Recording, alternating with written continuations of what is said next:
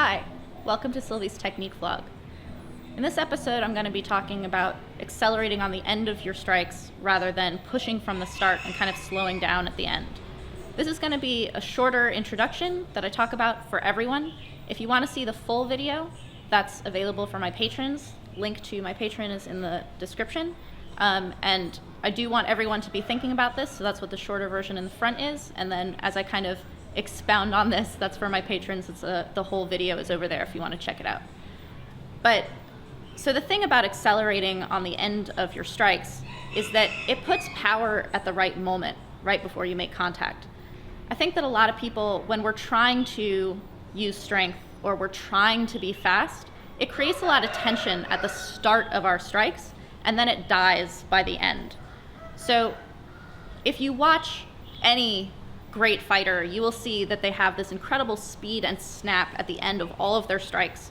What it feels like to me when I know that I'm not accelerating on the end versus when I am accelerating on the end is I feel like I'm tensing and pushing at the start. So if you watched it really slow motion, you'd have this like bah, and then it just kind of like dies as it hits the end because you put all the workload at the start of the move.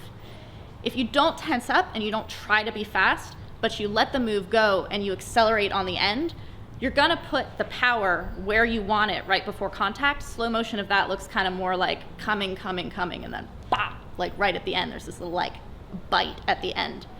So I'm gonna talk more about this in the longer video that's available for my patrons. Link to that is in the description and you can check that out. But for the rest of you, work on where your tension is and where your intention is, whether it's at the start of the strike or accelerating at the end. So one of the things that I've been thinking about a lot because I'm trying to work on this acceleration at the end of my strikes, and Sagat talked to me about this a lot. He pairs together the wind-up and the tension being at the wrong moment in a strike.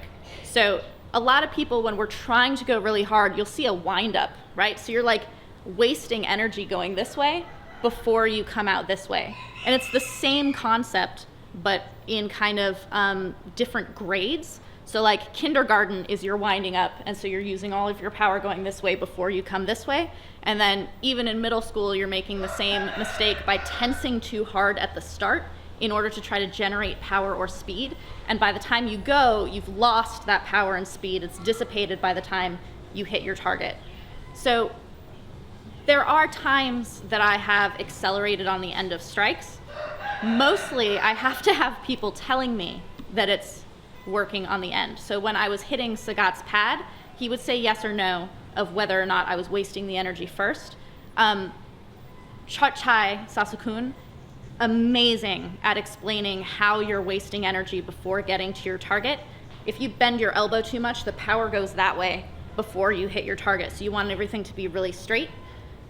So if I don't have someone to tell me that I'm doing it correctly, what does it feel like if you're accelerating on the end of your strikes? This is the interesting thing. It feels like you're going 60 to 70% power. It's very snappy, it's very fast, but you cannot be trying to go powerful or fast because that puts your intention and your tension at the start of your strike rather than at the end. So when Chai has you punch, it comes out really straight. You don't want to go back, you don't want to tense first, you just want to go, and then as you're about to hit your target, there's a tension in the fist, and it just goes pop. Samart does this thing with his kick that I call the arrow. So when he kicks, at the very end, there's tension that makes it go boom, like at the end, like when an arrow hits its target and all that tension is coming out at the end. He goes and flexes at the very last second like that before he hits, and that puts acceleration on the end. You can see that in the library session that we filmed, right? Yes, and I talk about it in my voiceover, talking about this incredible flex he does at the end of his kicks, because I'd actually never been instructed on that before, but I could feel it. And because I can feel it, I can train it by myself without having someone tell me this is or isn't it.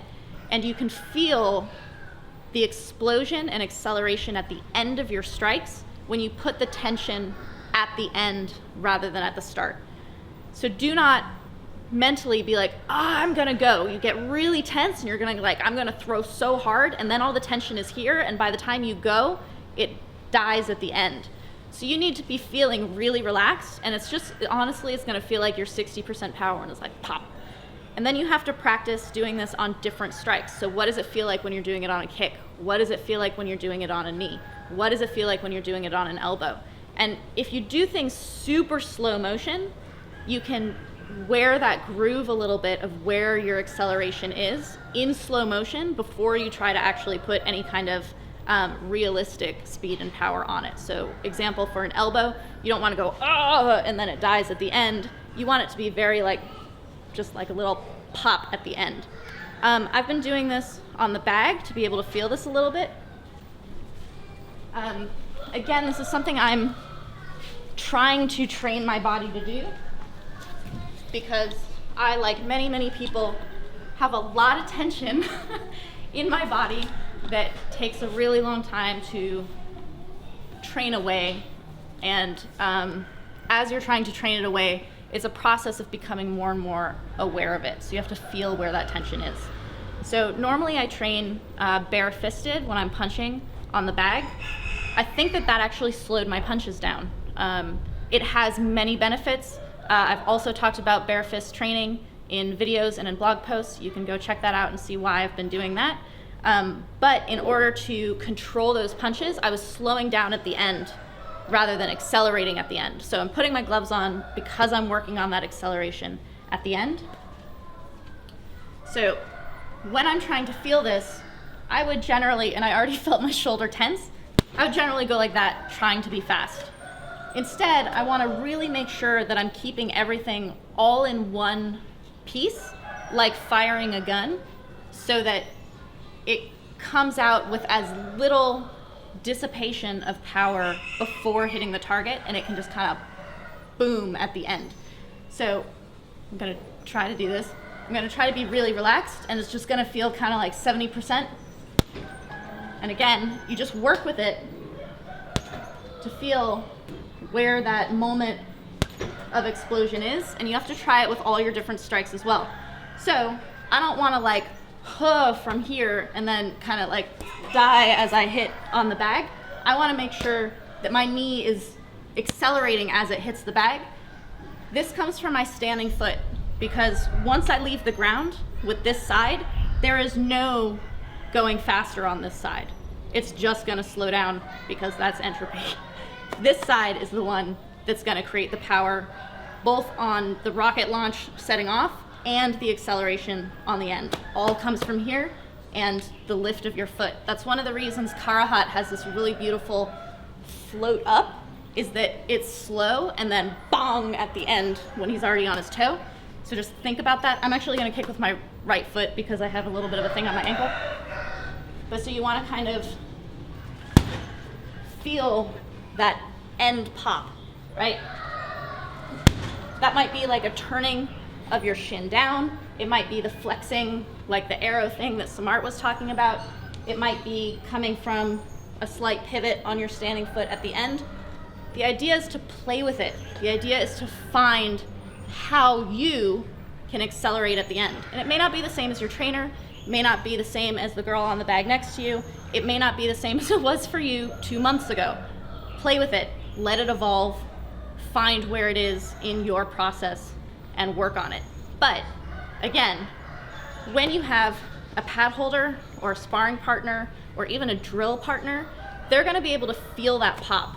Guarantee you, even if you don't have a lot of like knowledge experience, you can feel the difference between a strike that's dying on the end and a strike that's accelerating on the end.